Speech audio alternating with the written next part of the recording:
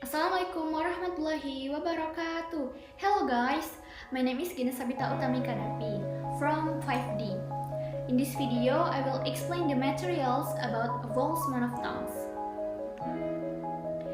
Okay, the first one is meaning of vowels. Vowels are defined as speech sounds articulate with no obstructions of the airstream, that is with no open articulations. We will learn how to describe the 12 vowels systematically based on the circumstances affecting the tongue, the lips, and the muscles of the vocal tract. The conventions for describing a vowels, those includes 4 dimensions, such as the first one is tongue height, the second one is tongue part or tongue advancement, the third one is lip rounding, and the fourth one is the degree of tension in the tongue muscles or tentosis versus lightness. Okay, the first one is tongue height, high, mid, or low. Tongue height determines whether the vowels produced is a high, mid, or low vowels.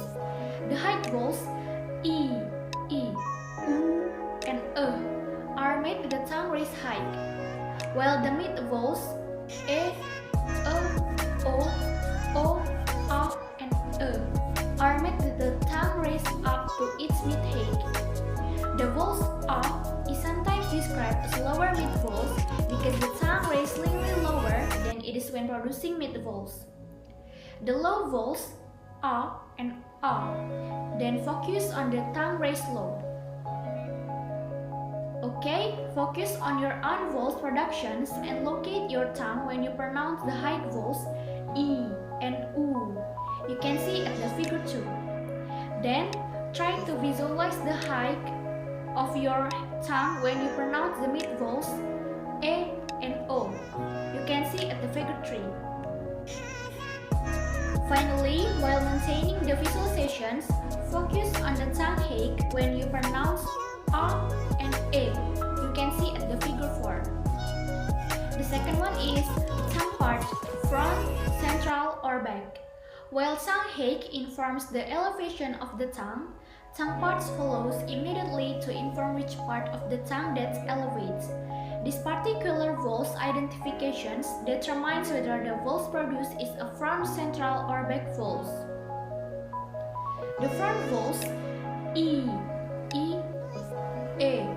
r, and a are made with the body of the tongue moving forwards from its natural position. The back vowels u,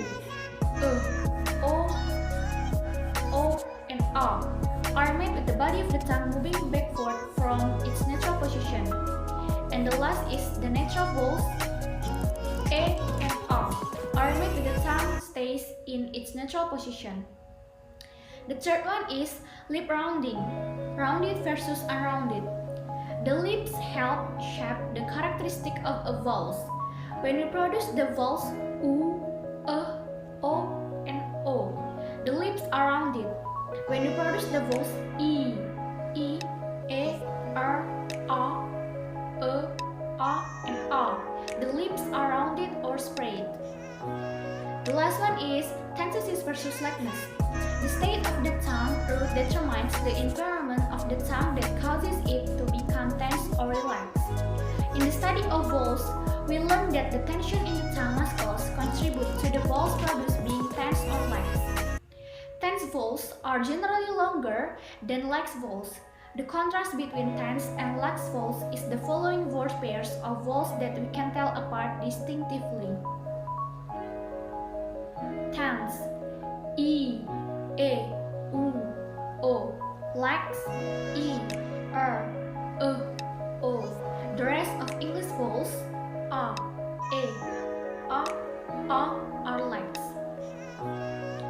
Okay, I think enough from me. Thank you very much for your attention. And wassalamualaikum warahmatullahi wabarakatuh. See you guys.